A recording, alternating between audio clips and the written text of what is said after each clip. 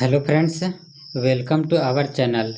आज हम केमिस्ट्री का एक चैप्टर धातु और अधातु मेटल एंड नॉन मेटल का मोस्ट 50 क्वेश्चन करने वाले हैं। तो आप लोग वीडियो को पूरा देखें और अपने तैयारी को बेहतर से बेहतर करें। धातु और अधातु एक ऐसा चैप्टर है जो बेहद ही आसान चैप्टर होता है। यदि इसका कॉन्सेप्ट अच्छा तरीक़ा से अगर कर लिया जाए, इसे अगर अच्छा तरीक़ा से समझ लिया जाए तो इसे समझने में किसी प्रकार से परेशानी नहीं होती है। साथ ही साथ परीक्षा के दृष्टि से भी यह चैप्टर काफ़ी उपयोगी है और यह एक बनाने वाला चैप्टर है। अगर परीक्षा में आ जाएगा तो ऐसा नहीं है कि इस चैप्टर से आप क्वेश्चन को छोड़ दो।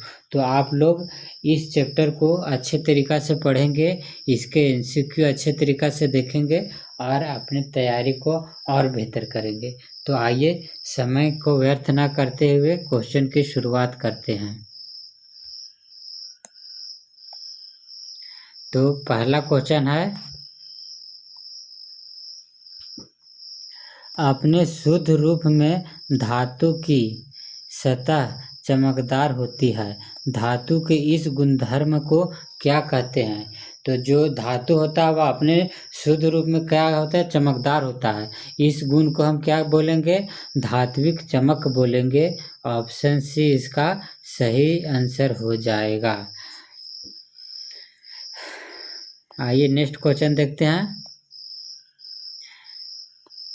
निम्नलिखित में से कौन सबसे अच्छा आघात वर्ध धातु है? आघात वर्धित का मतलब क्या होता है कि उसे सबसे ज़्यादा हम खींच के लंबा कर सके। तो सबसे ज़्यादा हम लंबा किसको कर सकते हैं? तो सोना, चांदी, तांबा या एल्युमिनियम। सोना का जो आघात वर्धनीयता होता है वह सबसे अधिक होता है, क्योंकि इसे हम खींचकर अधिक से अधिक लंबा कर सकते हैं। इसलिए ऑप्शन ए इसका सही आंसर हो जाएगा। आइए नेक्स्ट क्वेश्चन देखते हैं। नेक्स्ट क्वेश्चन है,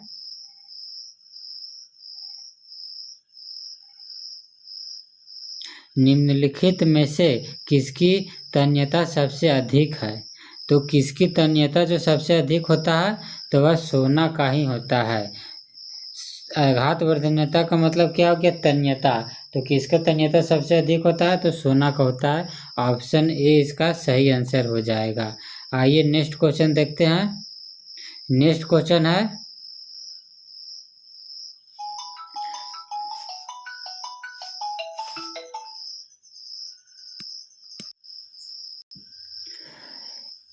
एक ग्राम सोने से 2 किलोमीटर लंबा तार बनाया जा सकता है। यह धातु के किस गुण के कारण संभव है? तो यह किस गुण के कारण संभव है? तो तन्यता के कारण संभव है, क्योंकि सोना को हम अधिक से अधिक लंबा खींच सकते हैं। 1 ग्राम सोना से हम 2 किलोमीटर लंबा तार खींच सकते हैं। तो वह तन्यता के कारण होती है। ऑप्शन बी इसका सही आंसर हो जाएगा। आइए नेक्स्ट क्वेश्चन देखते हैं। ऊष्मा का सबसे अच्छा चालक है। तो ऊष्मा का जो सबसे अच्छा चालक क्या होता है? तो चांदी जो है वह ऊष्मा का सबसे अच्छा चालक होता है। ऑप्शन बी इसका सही आंसर हो जाएगा। आइए नेक्स्ट क्वेश्चन देखते हैं। धातुएं जैसे और मरकरी ऊष्मा का खराब चालक है। धातुएं जैसे डैश और मरकरी ऊष्मा का खराब चालक है। तो लेड और जो मरकरी जो होता है वह ऊष्मा का सबसे खराब चालक होता है। ऑप्शन सी इसका सही आंसर हो जाएगा। आइए नेक्स्ट क्वेश्चन देखते हैं। डैश को छोड़कर सभी धातुएं कमरे के तापमान में ठोस अवस्था में पाई जाती है। तो सोडियम भी ठोस अवस्था में पाए जाते हैं, गैलियम भी और फ्रांसियम भी। पारा जो है वह कमरे के तापमान पर यह क्या होता है? वह लिक्विड अवस्था में पाया जाता है। ऑप्शन डी इसका सही आंसर हो जाएगा। आइए नेक्स्ट क्वेश्चन देखते हैं। वह एकमात्र अधातु है जो द्रव है। तो ब्रोमीन एकमात्र अधातु है जो क्या है? एक द्रव है। ऑप्शन सी इसका सही आंसर हो जाएगा। आइए नेक्स्ट क्वेश्चन देखते हैं। धातुओं का गलनांक सामान्यतः डैश होता है। तो जो धातुओं का जो गलनांक होगा उच्च होता है। ऑप्शन बी इसका सही आंसर हो जाएगा। आइए नेक्स्ट क्वेश्चन देखते हैं। निम्नलिखित में से किस धातु का गलनांक सबसे कम है? तो सबसे कम किस धातु का गलनांक होता है? तो गैलियम का धातु का गलनांक कम होता है, सोडियम का ज़्यादा होता है, सीजियम का भी कम होता है, लोहा का ज़्यादा होता है। तो किसका कम हो गया? गैलियम और सीजियम का कम होता है, यानी कि ऑप्शन ए और सी सही आंसर हो जाएगा। आइए नेक्स्ट क्वेश्चन देखते हैं। सामान्यतः धातुएं चमकीली होती है, लेकिन डैश एकमात्र धातु है जिसमें धात्विक चमक होती है। सामान्यतः जो धातु क्या होता है? चमकीली होती है, लेकिन कौन सा एक अधातु है जो चमकीली होती है? तो आयोडीन जो है अधातु है, लेकिन यह चमकीली होती है। ऑप्शन बी इसका सही आंसर हो जाएगा। आइए नेक्स्ट क्वेश्चन देखते हैं। कार्बन का कौन सा अपरूप सबसे कठोर प्राकृतिक पदार्थ है? तो कौन सा रूप है जो सबसे कठोर प्राकृतिक पदार्थ है? तो जो ये हीरा है, हीरा जो है वह सबसे कठोर प्राकृतिक पदार्थ है। ऑप्शन सी इसका सही आंसर हो जाएगा। आइए नेक्स्ट क्वेश्चन देखते हैं। डैश एक अधातु होते हुए भी विद्युत चालन करता है। तो कौन एक अधातु होते हुए विद्युत चालन करता है? तो ग्रेफाइट क्या एक अधातु है, लेकिन इसमें करंट होती है। ऑप्शन बी इसका सही आंसर हो जाएगा। आइए नेक्स्ट क्वेश्चन देखते हैं। निम्नलिखित में से कौन सी धातु इतने मुलायम होते हैं जिसे चाकू से भी काटा जा सकता है? तो कौन सा धातु मुलायम होता है जिसे चाकू से काट सकते हैं? तो सोडियम को काट सकते हैं, लिथियम और पोटेशियम, सभी को हम चाकू से आसानी से काट सकते हैं। ऑप्शन डी इसका सही आंसर हो जाएगा। आइए नेक्स्ट क्वेश्चन देखते हैं। निम्नलिखित में से किस धातु का घनत्व इतना कम है जो पानी में तैरता है? तो कौन सा धातु का घनत्व कम है? लिथियम का भी कम होता है, सोडियम का, पोटेशियम से। ये सभी क्या वह लिक्विड अवस्था यानी तरल अवस्था में आसानी से तैर सकता है। ऑप्शन डी इसका सही आंसर हो जाएगा। आइए नेक्स्ट क्वेश्चन देखते हैं। निम्नलिखित में से किस धातु का गलनांक धातुओं में सबसे उच्च है? तो जो टंगस्टन होता है इसका जो गलनांक है वह धातुओं में सबसे उच्च होता है। इसे पिघलाने के लिए करीब 3300 प्लस डिग्री सेल्सियस इसको आवश्यकता, तब यह कहीं पिघलता है। तो इस गलनांक सबसे उच्च किसका हो गया? टंगस्टन का। आइए नेक्स्ट क्वेश्चन देखते हैं। अधिकांश अधातुएं ऑक्सीजन के साथ मिलकर ऑक्साइड बनाते हैं, जो जल में घुलकर क्या हो जाते हैं? अम्ल हो जाते हैं। अधातु क्या करते हैं? ऑक्सीजन के साथ मिलकर ऑक्साइड बनाते हैं, जो जल में घुलकर क्या हो जाते हैं? अम्ल हो जाते हैं। आइए नेक्स्ट क्वेश्चन देखते हैं। धातु के ऑक्साइड डैश होते हैं, तो कैसा होता है? क्षारीय होते हैं। जो धातु का जो ऑक्साइड होता है वह क्षारीय होता है। ऑप्शन बी इसका सही आंसर हो जाएगा। आइए नेक्स्ट क्वेश्चन देखते हैं। नेक्स्ट क्वेश्चन है, जब कॉपर को वायु की उपस्थिति में गर्म किया जाता है तो यह ऑक्सीजन के साथ मिलकर काले रंग का कौन सा पदार्थ बनाता है? तो काले रंग का कौन सा पदार्थ तो यह क्यूप्रिक ऑक्साइड बनाता है। ऑप्शन ए इसका सही आंसर हो जाएगा। आइए नेक्स्ट क्वेश्चन देखते हैं। निम्नलिखित में से कौन उभयधर्मी ऑक्साइड है? तो उभयधर्मी ऑक्साइड कौन सा होता है? तो वह जिंक ऑक्साइड और एल्युमिनियम ऑक्साइड, ये सभी क्या हुआ? उभयधर्मी ऑक्साइड है। ऑप्शन सी इसका सही आंसर हो जाएगा। आइए नेक्स्ट क्वेश्चन देखते हैं। धातुओं के उस ऑक्साइड को क्या कहा जाता है जो अम्ल और क्षार दोनों से अभिक्रिया करने की क्षमता रखता है? तो जो दोनों अम्ल और क्षार दोनों से अभिक्रिया करने की क्षमता रखता है उसे क्या बोलते हैं? उभयधर्मी ऑक्साइड कहते हैं। ऑप्शन सी इसका सही आंसर हो जाएगा। आइए नेक्स्ट क्वेश्चन देखते हैं।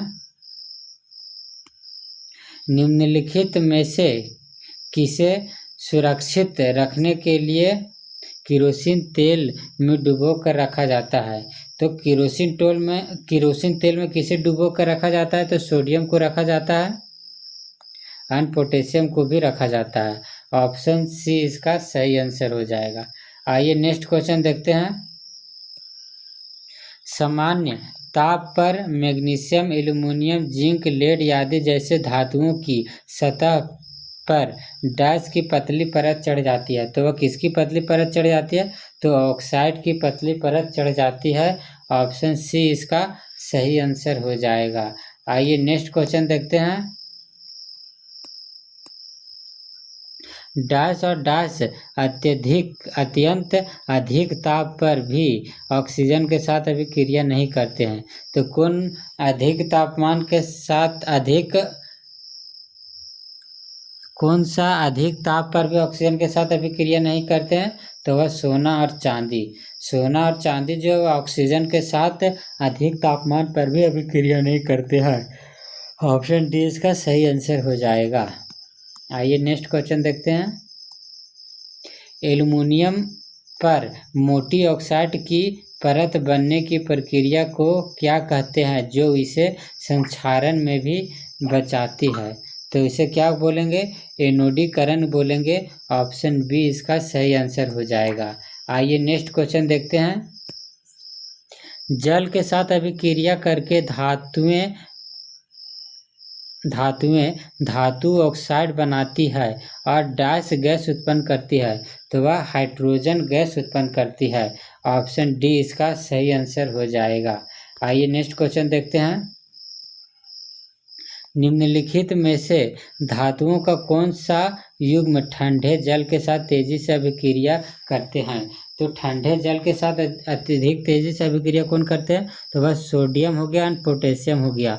ऑप्शन ए इसका सही आंसर हो जाएगा। आइए नेक्स्ट क्वेश्चन देखते हैं।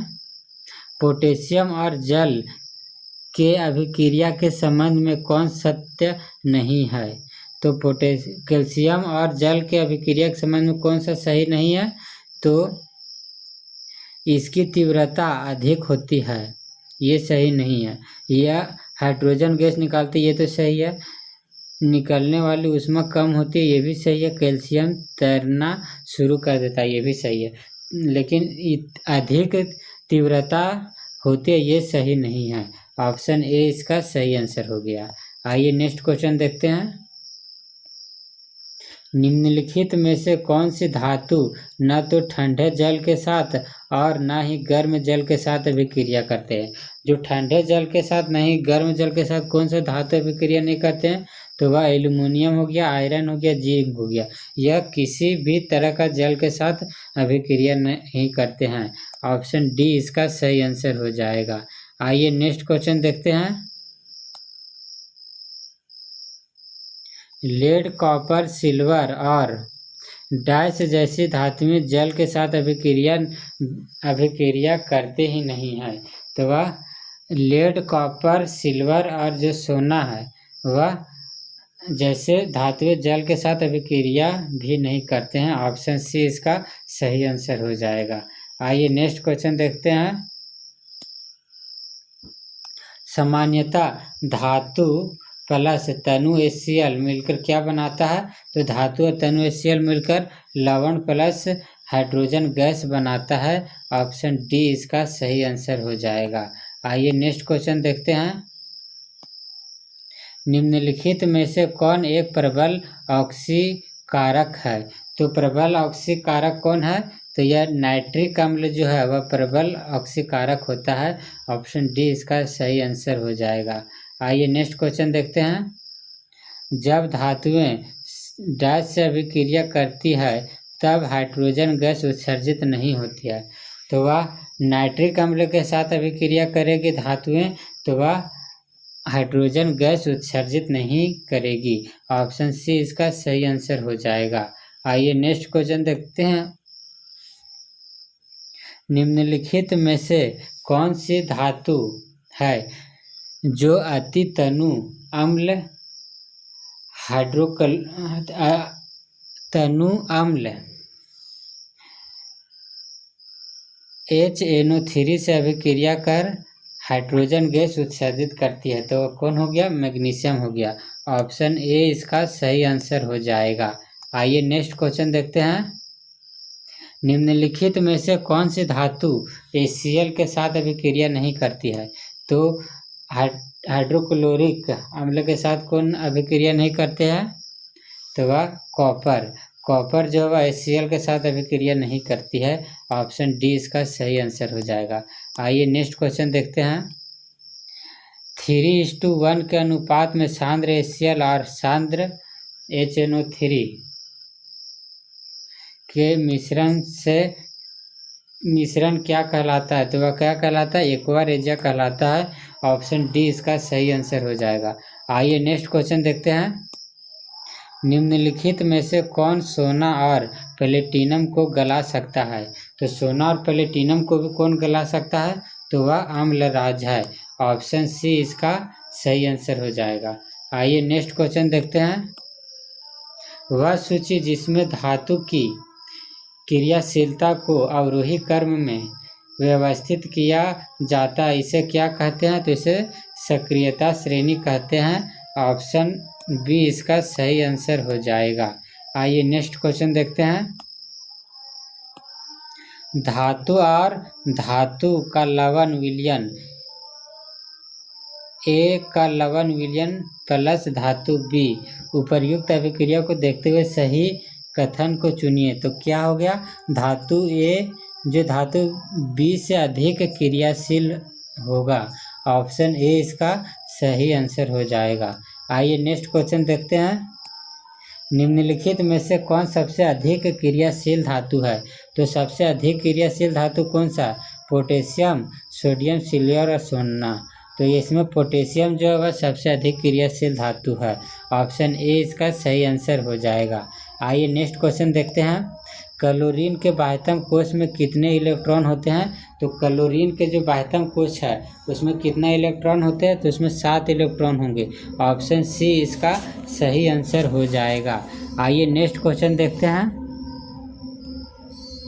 धातु और अधातु के बीच कौन सा आबंध उपस्थित होता है? तो धातु और अधातु के बीच कौन सा आबंध उपस्थित होता है?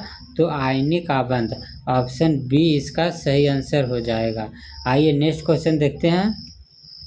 निम्नलिखित में से कौन आयनिक यौगिक के संबंध में असत्य है? तो आयनिक यौगिक के संबंध में कौन असत्य है? ठोस अवस्था में वह विद्युत का चालन करता है लेकिन गलित अवस्था में नहीं, यही असत्य है। इसलिए ऑप्शन डी इसका सही आंसर हो जाएगा। आइए नेक्स्ट क्वेश्चन देखते हैं। पृथ्वी की भूपर्पट्टी में प्राकृतिक रूप से पाए जाने वाले तत्वों या यौगिक को क्या कहते हैं? खनिज कहते हैं। ऑप्शन बी इसका सही आंसर हो जाएगा। आइए नेक्स्ट क्वेश्चन देखते हैं। निम्नलिखित में से कौन कभी भी स्वतंत्र तत्व के रूप में नहीं पाया जाता है? तो स्वतंत्र तत्व के रूप में कौन नहीं पाया जाता है? तो वह potassium, sodium, calcium, magnesium, aluminium यानी सभी जो है वह स्वतंत्र रूप में नहीं पाया जाता है। ऑप्शन सी इसका सही आंसर हो जाएगा। आइए नेक्स्ट क्वेश्चन देखते हैं। निम्नलिखित में से कौन सी धातु स्वतंत्र अवस्था में पाई जाती है? तो स्वतंत्र अवस्था में कौन पाई जाती है? तो जो वह Au जो गोल्ड होता है वह स्वतंत्र अवस्था में पाई जाती है। बाकी ये जिंक, आयरन हो गया, लेड हो गया, ये सभी स्वतंत्र अवस्था में नहीं पाई जाती है। आइए नेक्स्ट क्वेश्चन देखते हैं।